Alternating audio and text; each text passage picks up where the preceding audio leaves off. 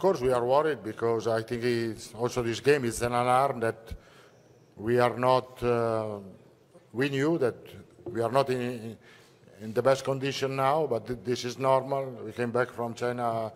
That's 2 days, but I think that the better condition will be better, surely better on Saturday. But also, I think we have to change the attitude, the spirit. We knew that Liverpool played really well in counter-attack, and in the game we didn't have balance. We conceded goals in counter-attack that usually with a good balance we can avoid.